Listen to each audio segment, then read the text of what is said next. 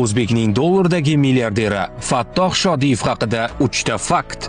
Birinchisi, 2019-yilda uning boyligi 2.1 milliard dollar deb baholanadi va dunyo bo'yicha 1000 ta eng boy odamlar ro'yxatiga kirgan.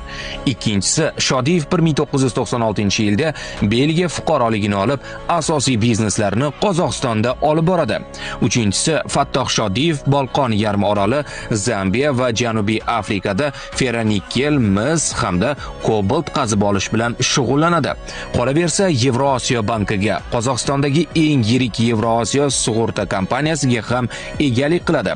O'zbek millionerlari va milliarderlari haqida ko'proq ma'lumot olish uchun Millionerlar klubiga obuna bo'ling.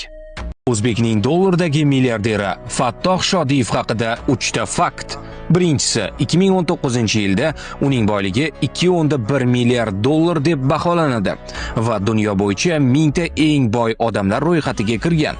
Ikkinchisi, Shodiyev 1996-yilda Belgiya fuqaroligini olib, asosiy bizneslarini Qozog'istonda olib boradi. Uchinchisi, Fattoh Shodiyev Bolqon yarim oroli, Zambiya va Janubiy Afrikada ferronikkel, mis hamda kobalt qazib olish bilan shug'ullanadi. Qolaversa, Yevrosiyo bankiga Qozog'istondagi eng yirik Yevrosiyo sug'urta kompaniyasiga ham egalik qiladi.